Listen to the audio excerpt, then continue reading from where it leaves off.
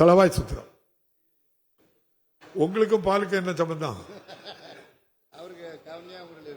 ஊராம்புள்ள பால் பண்ண இருக்கு. மாண்புமிகு பேரவைத் தலைவர் அவர்களே, மாண்புமிகு அமைச்சரவர்களுக்கு சின்ன கேள்விதான். கிராம பகுதியில் இருக்கக்கூடிய கன்னியாகுமரி மாவட்டத்தில் 56 சொசைட்டி இருக்கு. சொசைட்டியில் நீங்க ஆவின் பொருட்களை வாங்க சொல்லுதீங்க. சின்ன சின்ன கிராமத்தில் சொசைட்டி இருக்கு, பொருட்கள் சேல்ஸ் ஆக மாட்டாங்க. ஒன்று, அவங்களுக்கு சொசைட்டிக்கு வரக்கூடிய இன்சென்டிவை நீங்க ஆவின் மூலமா வாங்கணுங்க. பல நாட்களாக இது கன்னியாகுமரி மாவட்டத்தில் 56 சொசைட்டியில் இந்த பிரச்சனை இருக்கிறது. ஆவின் பொருள் நெய், பால் விற்கலாம். நெய், வெண்ணெய் இதெல்லாம் சின்ன கிராமம். என்னுடைய கிராமத்தில் தோவாளை, அந்த கிராமத்தில் இது போன்ற பொருட்களை விற்க முடியாத சூழ்நிலை இருக்கிறது. இந்த 56 சொசைட்டியும் நலிவடைந்த நிலையிலே இருக்கிறது. எனவே மாண்புமிகு அமைச்சர் அவர்கள் இதற்கு தகுந்த நடவடிக்கை எடுத்து அந்த இன்சென்டிவை, அவர்கள் கொடுக்கக்கூடிய அந்த இன்சென்டிவை அவர்களே எடுத்துக்கொள்ளலாம். நீங்க ஆவின்ல போய் வாங்க சொல்லுங்க, மிகவும் கஷ்டமாக இருக்கிறது. எனவே மாண்புமிகு அமைச்சர் இதற்கு நடவடிக்கை எடுக்க வேண்டும். இது சம்பந்தமாக 2-3 மீட்டிங் போட்டிருக்கீங்க. மாண்புமிகு அமைச்சர் அவர்கள். மாண்புமிகு பேரவைத் தலைவர் அவர்களே, நம்ம தளவாய் சுந்தரம் அவர்கள் இங்கே சொசைட்டி எல்லாம் டார்மெண்டாக இருப்பதாக சொன்னார். தமிழ்நாடு முழுக்க 300 சொசைட்டி டார்மெண்டில் இருக்குது. அதில் இது கொஞ்சம் நம்முடைய கன்னியாகுமரி மாவட்டத்துலேயும் டார்மெண்ட் இருக்குது. இப்போ அதுக்கெல்லாம் இப்போ சீரடைஞ்சு இப்போ ஓரளவுக்கு பால் உற்பத்தி கூட்டியிருக்கோம். டார்கெட் ஃபிக்ஸ் பண்ணியிருக்கோம், இத்தனை வரணும்னு. இப்போ ப்ரைவேட்டில் என்ன செய்கிறாங்கன்னு, இப்போ லீன் பீரியடு, இப்போ கொஞ்சம் பால் குறைச்சலாக தான் வரும். ஒரு 2 மாதத்துக்கு இந்த வெயில் காலத்தில் பால் குறைச்சலாக வரும். ஆனால் 3.5 லட்சம் அதிகமாக கொண்டு வந்திருக்கோம். அதனால் ஒன்றும் பிரச்சனை இருக்காது. இப்போ விற்பனையில் என்னென்னா, நெய் நம்ம உலகத்தரம் வாய்ந்தது, அமெரிக்காவுக்கு ஏற்றுமதி பண்ணுறோம், மறந்துடாதீங்க. நம்முடைய விலை 50 ரூபா கூட இருந்தாலும் அமெரிக்காக்காரன் நம்முடைய நெய்யை தான் விரும்புகிறான். ஆகவே நல்ல தரமான பொருட்கள் விற்பனை செய்யப்படுகிறது பால் நம்முடைய ஆவின் மூலம். ஆகவே நீங்கள் எந்த சொசைட்டியை, இந்த ஊரில் டார்மெண்ட் சொசைட்டி இருக்கோ அது பூரா எழுதி கொடுத்தீங்கன்னா அவையெல்லாம் ரிவைவ் பண்ணுறதுக்கு இப்போ ஏற்பாடுகள் நடந்துக்கிட்டு இருக்கு. அந்த உங்கள் சொசைட்டி நிச்சயமாக தோவாளை, எனக்கு தெரியும், தோவாளை நல்ல மலர்கள்லாம் விற்கும். அதனால் நீங்கள் பால் சொசைட்டி நீங்கள் எழுதி கொடுங்க, நான் உடனடியாக ஏற்பாடு பண்ணுறேன். மாண்புமிகு உறுப்பினர் திரு மா சின்னத்துரை, மாண்புமிகு பால்வளத்துறை அமைச்சர். மாண்புமிகு பேரவைத் தலைவர் அவர்களே,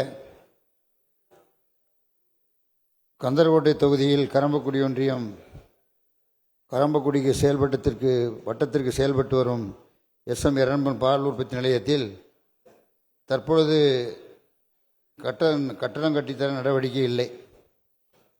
மாண்புமிகு உறுப்பினர் சின்னத்துரை.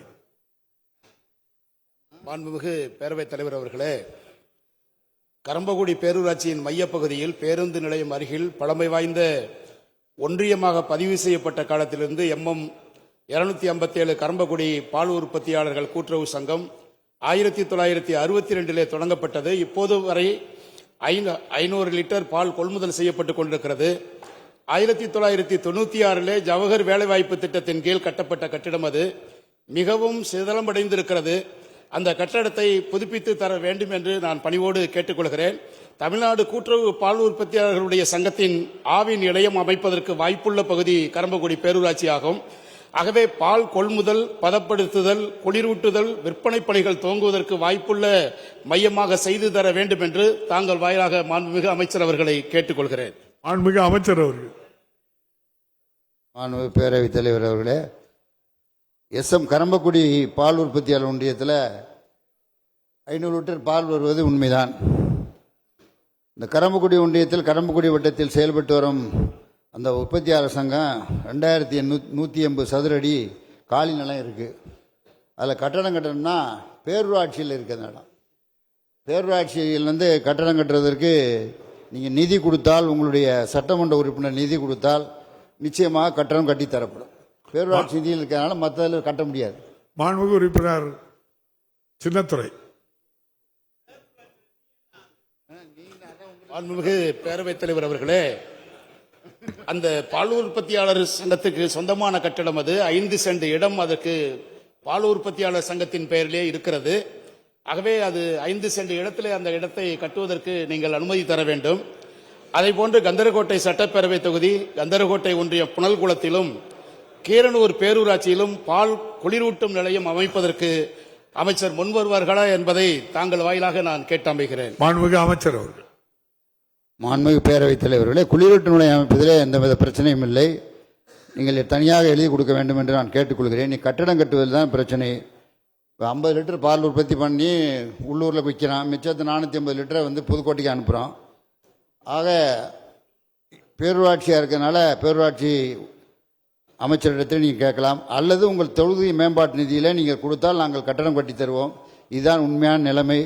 ஆகவே நிச்சயமாக பால் குளிரூட்டு நிலையம் அமைத்தரப்படும் என்ற உறுதியை உங்களை தெரிவித்துக் கொள்கிறேன். தனியாக நீங்கள் மனு கொடுக்க வேண்டும்.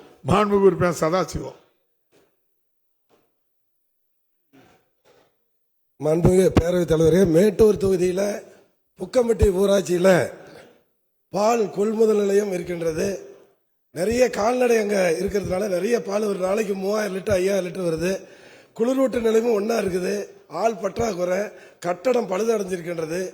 உங்கள் நிதியிலிருந்து கட்டுங்க, எங்கள் நிதியிலிருந்து கட்டுறதுக்கு இடம் அந்த இடத்துல வருவாய்த்துறையிலிருந்து கேட்டு கொடுத்தீங்கன்னா சட்டமன்ற நிதியிலிருந்து அந்த புக்கம்பட்டி அந்த குளிரூட்டு நிலையத்துக்கு கட்டடம் கொடுக்குறோம். நம்ம மாண்புமிகு அமைச்சர் அவர்கள் அந்த கட்டடத்தை கட்டி கொடுப்பார் என்று மாண்புமிகு பேரவைத் தலைவர் கேட்டது. மாண்புமிகு அமைச்சர்கள். மாண்புமிகு பேரவைத் தலைவர்களே, நம்முடைய சதாசிவம் அவர்கள் கேட்டிருக்க கேள்வி என்பது கட்டடம் வேண்டும் என்று கட்டடம் கட்டி தருவதில் எந்த ஆட்சேபனையும் இல்லை. பணம் தான் பைசா தான் கொஞ்சம் சிரமமாக இருக்குது. அதனால் நீங்கள் பணம் கொடுத்தா கட்டடம் கட்டி தருவோம். சங்கங்கள்லாம் எல்லாத்தையும் செயல்படுது. இப்போ 3.5 லட்சம் கூட வந்திருக்கான். சிலியன் பீரியடு அதெல்லாம் ஒன்றுமே பிரச்சனை கிடையாது. நீங்கள் பணம் கொடுக்கிற பணத்துக்கு தான் பிரச்சனை. பணம் கொடுத்தீங்கன்னா உடனே கட்டடம் கட்டி தருவதற்கு ஏற்பாடு பண்ணப்படும். பால் குளிரூட்டு நிலையம் வேணால் உங்களுக்கு அமைத்து தருவோம். அதில் ஒன்றும் மாற்றமே கிடையாது. செய்திகளை உடனுக்குடனும் துல்லியமாகவும் தெரிந்து கொள்ள சப்ஸ்கிரைப் பண்ணுங்க.